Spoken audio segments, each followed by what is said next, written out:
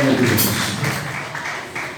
Meus irmãos, sem perda de tempo, eu quero convidar os irmãos a abrir por gentileza as vossas Bíblias no livro de Reis, ou de 1 Reis, capítulo de número 21. Louvado seja Deus. Versículo 1, a gente vai ver alguns versículos desse capítulo. Amém? Louvado seja Deus. 1 Reis, capítulo de número 21. Louvado seja o nome do Senhor Jesus Cristo. Hoje é culto da família, é um culto em que nós oramos, pedimos, clamamos pelas famílias, por cada lar, por cada casa, por cada filho e os pais também. Porque a Bíblia diz que o lar abençoado, o lar onde há Cristo, onde há a presença de Cristo, ali também há alegria e há paz. Louvado seja Deus. Aonde houver a presença de Cristo no lar, haverá prosperidade e muita paz. Amém? Louvado seja o nome do Senhor. Os irmãos encontraram 1 Reis, capítulo 21. Amém? Vou começar pelo versículo 1, que diz assim: depois sucedeu, depois destas coisas, tendo Nabote, o israelita, uma vinha em Israel, e estava junto ao palácio de Acabe, rei de Samaria. Então Acabe falou a Nabote, dizendo: dá-me a tua vinha, para que me sirva de horta, pois está vizinha ao lado da minha casa, e te darei por ela outra vinha melhor, ou se parecer bem aos teus olhos, dar-te-ei o seu valor em dinheiro. Louvado seja o nome do Senhor Jesus. No versículo de número 7, diz assim: então Jezabel, sua mulher, disse: governas tu agora no reino de Israel? Levanta-te, come e alegra o teu coração, e eu te darei a vinha de Nabote. Amém? Podeis tomar assento, os irmãos, no nome do Senhor Jesus Cristo. Louvado seja Deus. Meus amados irmãos, eu quero pedir a atenção dos irmãos. O tempo é muito curto, mas eu preciso da sua atenção. Eu vou resumir aqui um pouco essa palavra, mas eu queria que você prestasse atenção. Se você está conversando, não converse agora. Eu preciso que você preste atenção na palavra de Deus. Amém? Louvado seja Deus. Bom, essa história nos fala sobre um homem chamado Nabote. Repita para mim: qual o nome do homem? Louvado seja Deus. E quem reinava em Samaria naquele período era o rei Acabe. Repita comigo: Acabe. O rei que reinava naquele período. E a palavra de Deus nos diz, meus amados irmãos, que Nabote era um camponês. Pelo que a Bíblia descreve, ele era uma pessoa simples, comum como os demais da sociedade. Mas Nabote tinha um problema sério que precisava ser resolvido. É que Nabote tinha uma vinha, ele tinha uma herança que ele recebeu dos seus pais, e esta herança, ela era vizinha do palácio real. E a Bíblia diz que Nabote cuidava muito da sua vinha. Era uma vinha naquele período não era só porque tinha uvas, ou porque só cultivava uvas, mas porque cultivava muitas coisas de alimentos, e era muito trabalhada, tinha a beleza das flores, e era muito bonita aquela vinha. Só que ela ficava do lado do palácio do rei. E quando o rei subia, talvez a parte mais alta do seu palácio, ele ficava olhando a vinha de Nabote e começou a desejar no seu coração aquela vinha. Louvado seja Deus. E a palavra de Deus diz que ele foi até a Nabote e fez a ele uma proposta. Eu vou correr porque é muito importante eu chegar no final. E a Bíblia diz que ele fez a ele uma proposta, a Nabote. O rei chegou a Nabote e disse: olha, Nabote,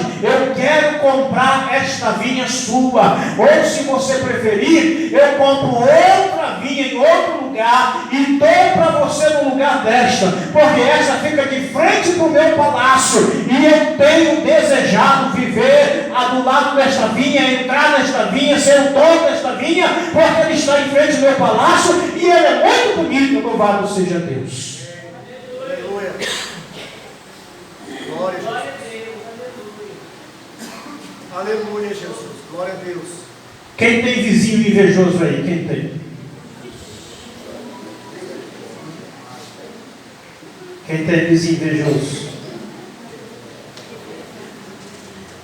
Nabote era nada mais, nada menos do que isso, um invejoso.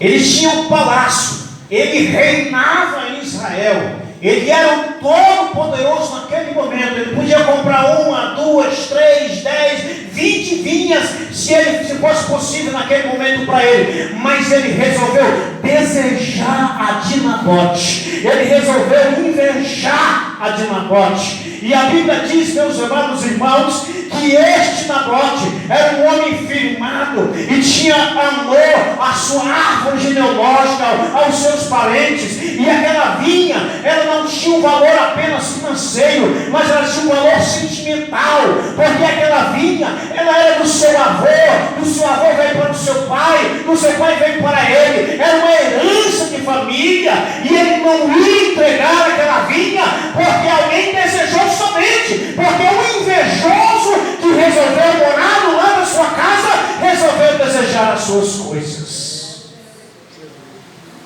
Tem gente que tem vontade de ter as suas roupas, você sabia? Tem gente que tem vontade de ter o seu cabelo, você sabia? Tem gente que tem vontade de ter o seu carro, você sabia? Tem gente que tem vontade de ter o seu emprego, a sua profissão, você sabia disso? E tem gente que, se ele pudesse, ele te mataria para tomar aquilo que você tem. Pastor, mas isso acontece no mundo. Oh, meu Deus do céu. Eu vou terminar essa mensagem de hoje com uma coisa assim surpreendente para muita gente, que talvez no ministério nosso, inclusive, que não sabe de algo que tem acontecido, que aconteceu em nosso meio. Mas eu vou findar falando isso. Isso pode só um pouquinho a mais. E a Bíblia diz que aquele homem desejou, o rei desejou. E a palavra de Deus diz, nessa palavra diz o seguinte, irmãos, que ele ficou tão invejoso, mas tão invejoso, que ele falou com Nabote, e Nabote disse: olha, rei, infelizmente eu não posso vender, por dinheiro nenhum do mundo da minha vida eu vendo. Sabe por quê? Porque a questão não é dinheiro, é porque uma obra, um trabalho, ou um bem que eu adquiri através de herança. O meu avô cuidou com todo carinho, o meu pai cuidou com todo amor, e entregou para mim, e eu não posso vender porque é fruto de uma herança e tem sentimentos envolvidos, e eu não posso entregar esta vida. E a Bíblia diz que aquele rei invejoso, truculento, falsificado, de herança mentirosa, adorador de Baal, perseguidor do povo de Deus, a Bíblia diz que ele foi para a casa dele e ele não dormiu aquela noite, porque um homem chamado Nabote, que não era ninguém em Israel, disse não para ele. Porque um homem chamado Nabote, ou um vizinho que estava do lado da sua casa, que não tinha a menor importância, olhou nos olhos dele e disse: não posso lhe atender, eu não posso entregar a minha vinha a você, porque isto é fruto de herança, e eu não posso vender, não posso me desfazer. E ele não dormiu à noite, não comeu durante o dia, e a Bíblia diz que a sua esposa Jezabel, que era considerada a pior rainha de todos os tempos da história dos filhos de Israel, a Bíblia diz que ela era idólatra, a Bíblia diz que ela era mentirosa, a Bíblia diz que ela era perseguidora, a Bíblia diz que ela era blasfemadora, a Bíblia diz também que ela era prostituta, a Bíblia diz que ela era a pior criatura, ou tudo de ruim estava acumulado naquela pessoa. E ela era a rainha, era a esposa do rei. E a Bíblia diz, meus irmãos, que naquele dia, quando ela viu aquele homem triste que era o rei, o seu esposo, ela disse: por que você está triste? Por que você não dorme? E por que você não tem comido mais? E ele disse: eu estou triste porque eu estou invejando essa vinha de Nabote, que é aqui do lado do meu terreno. E você acredita que aquele infeliz me negou de me vender a vinha dele, sendo eu o rei?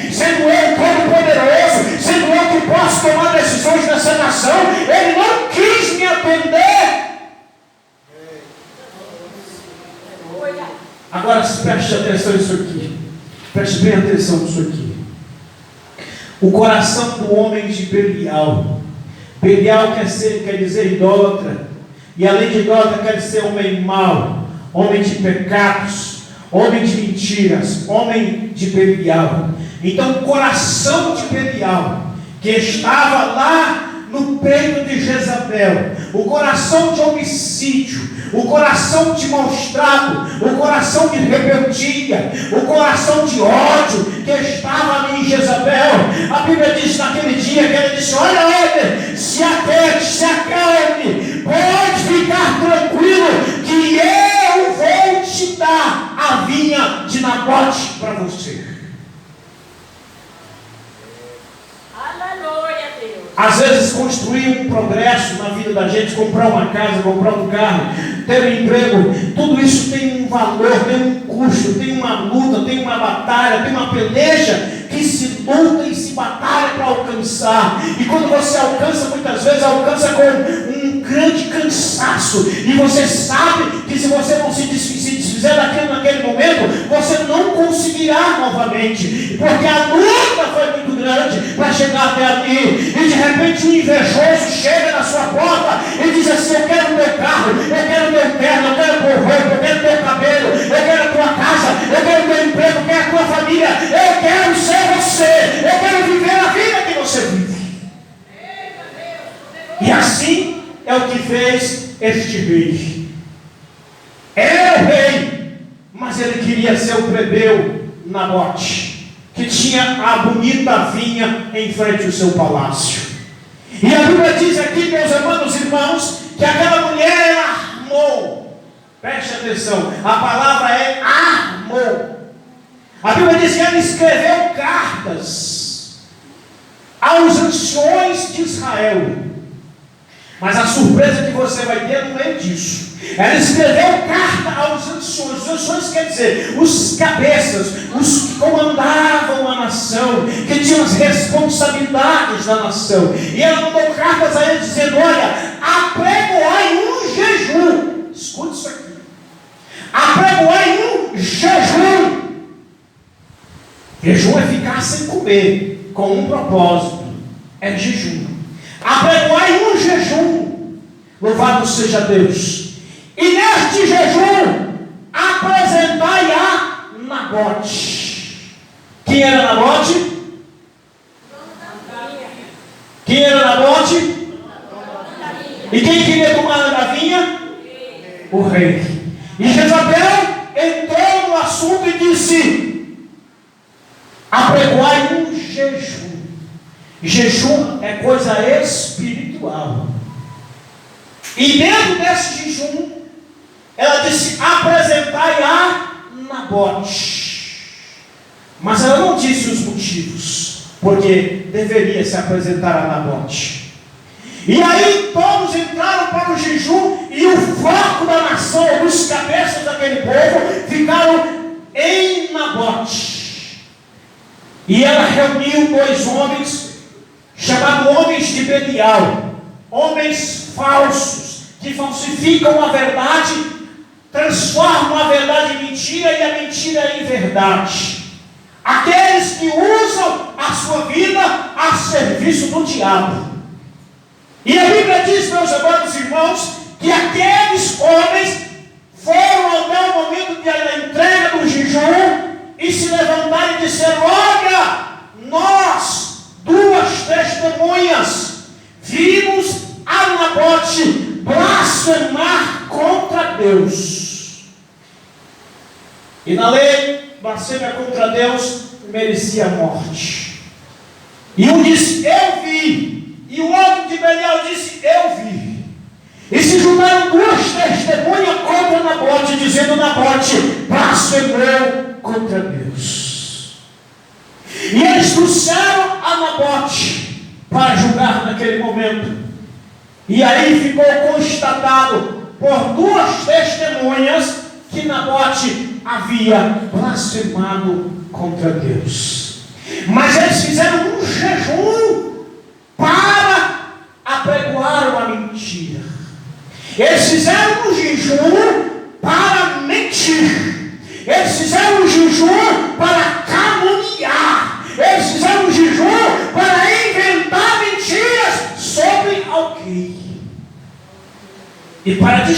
a vida de alguém. A Bíblia diz em Isaías 65 ou 66, não me lembro, que diz assim: quando você resolver colocar a sua vida em jejum, primeiro você tem que deixar o jugo da impiedade, ou seja, o jugo do pecado. O pecado tem que sair antes do jejum e depois é que tem que vir o jejum, para que o jejum seja recebido por Deus. Porque se o jejum for realizado com o pecado no meio, a Bíblia diz que assim não se fará ouvir a vossa voz no alto. Deus não vai escutar aquela voz. Jejum com pecado não é igual arroz com feijão e pimenta. É o contrário. Pode ser arroz com feijão e veneno. Jejum com pecado não dá nada, não é nada, não produz nada. E a Bíblia diz que eles fizeram aquele jejum para mentir e caluniar a Nabote. E eles vieram até a Nabote, e ali houve aquelas duas testemunhas com homens de Belial, ou seja, também considerados como vagabundos. E eles fizeram aquela calúnia, e os filhos de Israel mataram Nabote apedrejado. E assim Jezabel voltou até o rei e disse: aqui está a vinha de Nabote. Ele já está morto e agora a vinha é tua. Fizeram jejum, mentiram, caluniaram para tentar destruir a vinha de Nabote e destruíram. Louvado seja Deus. Crentes, nós, os cristãos, devemos ter cuidado, muito cuidado, com quem entra conosco em qualquer situação, para que a gente não sofra a destruição. Naquele dia saiu a sentença de Deus sobre Nabote e Jezabel. Eles cometeram um grande pecado, matando, caluniando e matando uma pessoa digna e correta. Mas naquele dia saiu a sentença de Deus, porque não adianta a gente pensar que porque a gente agora conseguiu vencer alguma coisa de forma errada, que tudo está resolvido. Não. A partir daquele momento que a gente resolve na terra, entra em ação a sentença divina, e a sentença divina, ela recai sobre qualquer homem e qualquer mulher da terra. Ninguém escapa da justiça de Deus. Eu não vou entrar no final, porque não vai dar tempo para dizer o que aconteceu com Nabote e o que aconteceu com Jezabel. Mas eu quero contar um assunto para vocês. Eu presto atenção aqui agora, porque é rapidinho, mas eu quero que você preste atenção nisso aqui comigo. Isso aqui aconteceu no nosso ministério. No nosso ministério. Preste atenção nisso aqui. Quem conhece o pastor Francisco Pessoa? Todo mundo conhece?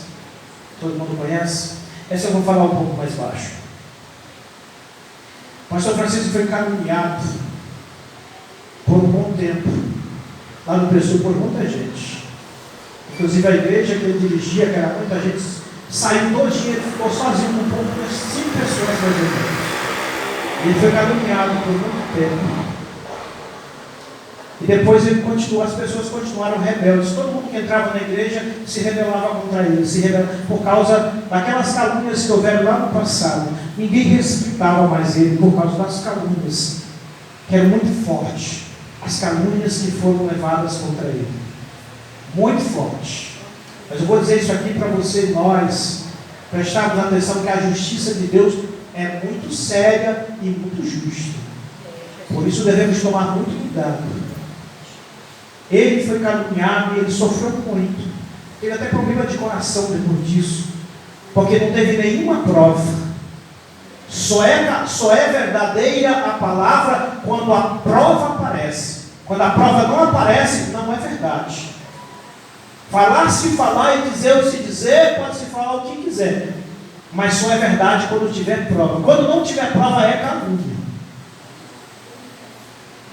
E você sabe o que aconteceu? Depois outros pastores passaram a congregar com ele. Quem lembra aqui do pastor Diego, que dirigia uma congregação e fazia parte do ministério do pastor Diego, pastor Francisco. O pastor Diego desentendeu com o pastor Francisco, depois desses assuntos todos, e o pastor Diego, vamos dizer assim, naquele momento ele como se rebelou, não quis mais saber, não aceitou mais a autoridade do pastor Francisco. Isso muito depois dessas calúnias acontecerem. E nós desligamos ele do ministério, ele seguiu o caminho dele e foi adiante. Mas foi brigado com o pastor Francisco, foi com raiva dele. E recentemente Deus conversou, falou com esse pastor Diego. E ele voltou até a congregação do Pessoa, pediu perdão ao pastor Francisco, porque ele disse que tinha errado. E não pediu perdão a ele somente em casa, ele pediu para falar para a igreja, diante da igreja, ele pediu perdão a ele diante da igreja, pelos erros que ele tinha cometido. Agora a segunda parte é a parte mais cruel. Aí ele foi convidado para pregar, sabe aonde? Na igreja que fazia parte do pastor Francisco e que se rebelou com essas calúnias e foi para um outro lugar. E ele foi convidado para pregar lá. O mesmo pastor Diego que voltou até a congregação e pediu perdão ao pastor Francisco, foi convidado para pregar lá, nessa igreja que se rebelou e que fez todas as calúnias contra ele. E quando o pastor Diego recebeu a oportunidade lá nessa igreja, Deus falou com ele para ele dizer o que ele tinha feito. Disse: olha, igreja, vocês que saíram lá do pastor Francisco, brigaram com ele, vieram para cá, saibam que eu também briguei com ele, eu me arrependi e voltei, porque Deus falou comigo e pedi perdão. Não só ele, mas a igreja toda. E digo para vocês também, voltem todos vocês e peçam perdão para ele, porque vocês caluniaram ele. Vocês não provaram, mas caluniaram. E olhou para a irmã que foi o pivô da calúnia. A irmã, preste atenção nisso aqui. Olhou para a irmã que foi o pivô da calúnia, que pegou as mensagens e levou. E disse: irmã, e você?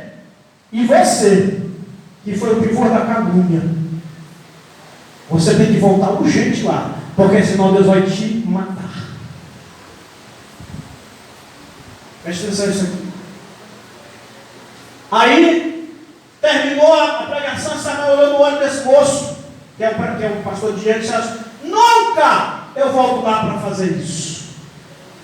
Olha, com Deus as coisas são muito sérias. Ou a gente trata a sério com Deus, anda justo, ou a gente recebe a pesada mão de Deus sobre nós. Quem estava na reunião sábado aqui, na nossa reunião? Essa profecia tem uma semana. O pastor Diego falou para essa mulher. Ela disse que não ia pedir perdão. Quando a gente estava ontem na reunião, recebemos a notícia que ela morreu. Ontem, recebemos a notícia, quando a gente estava na reunião, que ela morreu. Ele disse: olha, na mensagem, eu vou botar em ti um câncer e que tu vai morrer em poucos dias. Volta lá, peça perdão.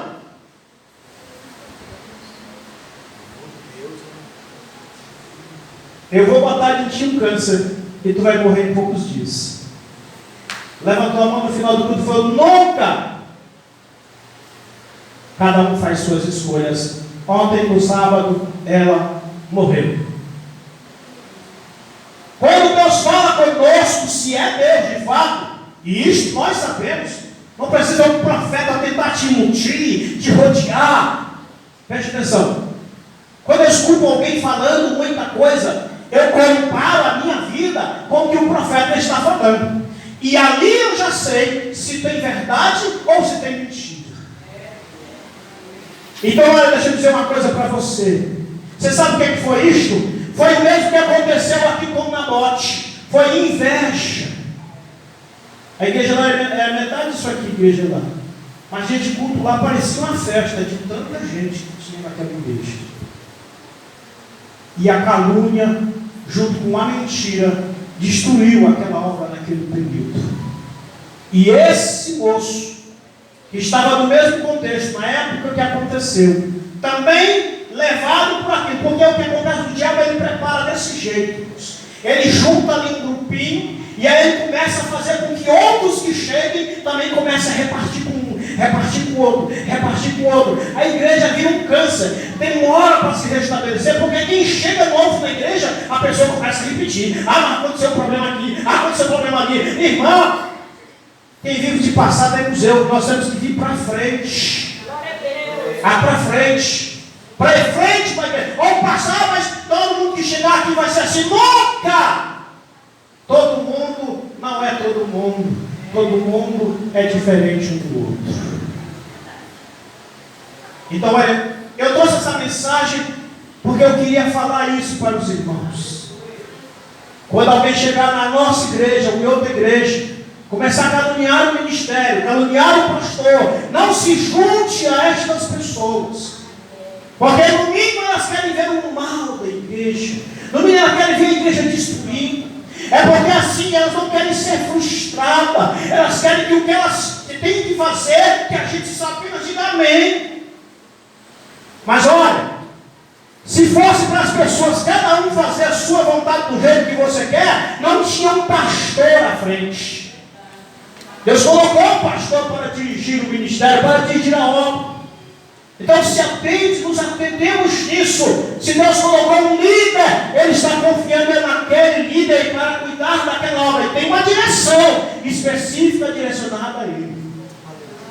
Quantas pessoas saíram dessa igreja, inclusive recente, saíram porque não aceitaram fazer o que elas queriam. Eu não aceitei que elas fizessem o que elas queriam, e por isso elas saíram da igreja. Porque elas queriam ser mais do que o pastor, queriam dar ordens ao pastor, e o pastor não aceita a ordem de ovelha, o pastor aceita a ordem de Deus, porque ele serve a Deus, ele recebeu de Deus as ordenanças.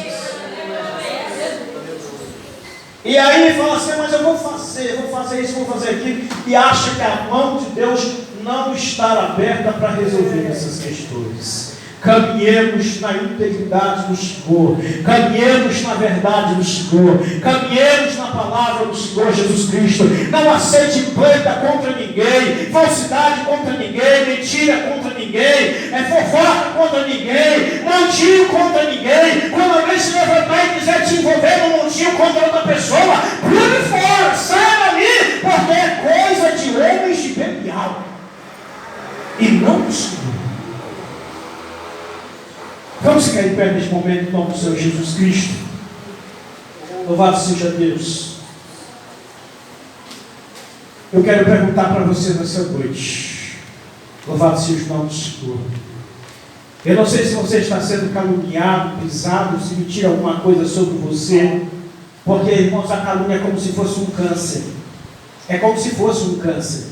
Te quebra, te maltrata, te pisa, te destrói. Porque para você desfazer uma calúnia é muito difícil. É muito difícil. Então, eu quero pedir a você nesta noite. Você coloque aí a sua mão no seu coração. Eu não sei o que você está passando, mas eu quero orar por você neste momento. Louvado seja Deus. Para que você possa também, em nome do Senhor Jesus Cristo, ser livres destes males que tem tocado o mundo inteiro nos dias de hoje. Às vezes até usa a palavra de Deus para dizer que está sendo justo e aplicando injustiça usando a palavra do Senhor Jesus Cristo.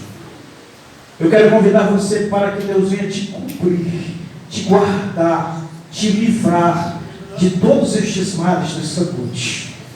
Coloque a mão aí no seu coração, eu vou orar por você neste momento, em nome do Senhor. Meu Deus e meu Pai, eu entrego o Espírito